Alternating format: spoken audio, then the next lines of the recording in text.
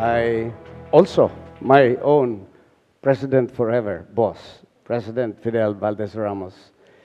You know, all of these guys except the ambassador here had worked with the former president. And so it is not surprise that we share the same advocacies together.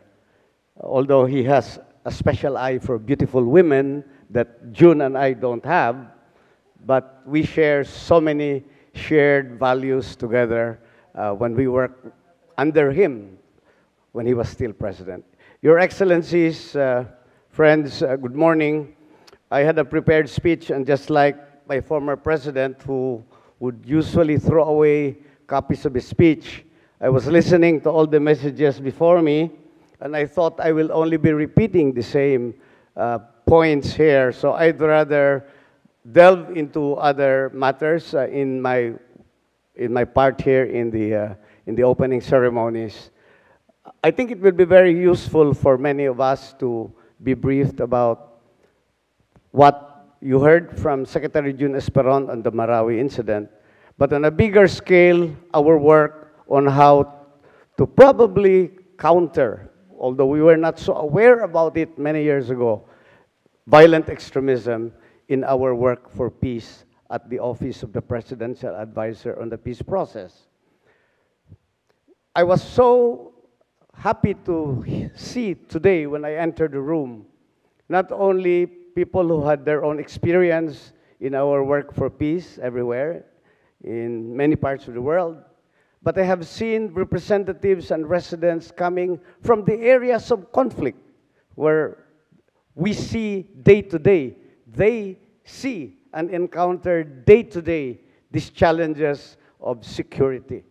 So I have seen our delegates this morning coming from Tawi-Tawi. Can you raise your hands from Tawi-Tawi?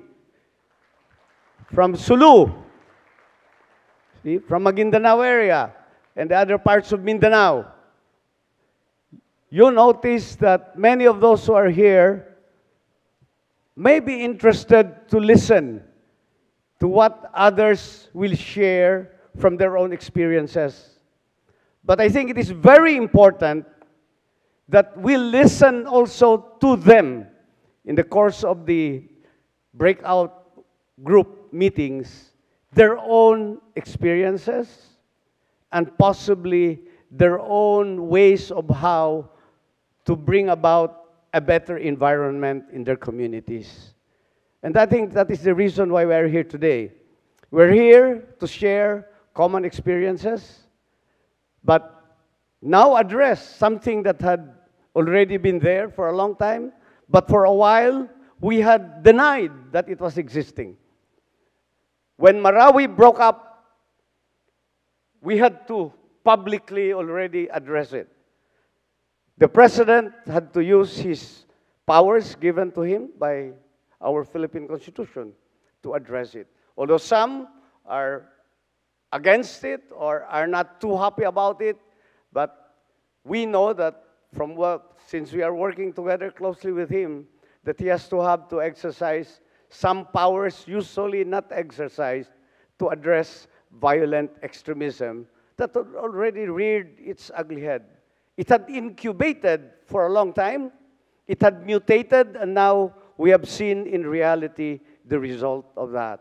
And that's the reason why today we are here, because I'm sure it's more of a sharing of these experiences and bringing this to the level of the ASEAN leaders that we have. While we are addressing it individually in our own way here in the Philippines, as you do in your other countries, I think it is also very important that we bring all of these experiences and shared visions to the level of our leaders of the ASEAN, because it is only in that level that we can properly and effectively address the spread of violent extremism, where there are no borders for them, no countries that get them in together, but they have moved very quickly and easily, and it is just because of the fact that there are social injustices that are also that must have to be addressed. We at OPAP and the President, under the leadership of the President, is very strongly determined to address the drivers of this conflict in the country.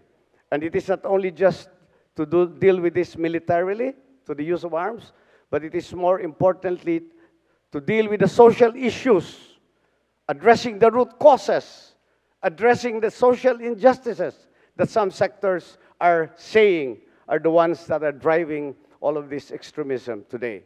So we hope that with the experiences that we share today here, and I hope it will not just be just general statements that we'll be getting from you, but specific experiences that had been culled through your own experiences, where you have come from mostly from those who had really experienced firsthand the effects of this violent extremism. So thank you very much for all this, and we hope that you have a very fruitful event in the next day or so here in this event. And thank you very much to all the organizers who have supported us. The great worker here are the two ladies, Amina, and of course, Ambassador Delia, who had really worked hard to make this happen. And we are honored by the presence of one who had led our country and who had dealt with it in his own way effectively during those time, President Ramos, my president forever. Thank you very much, and good morning to everyone.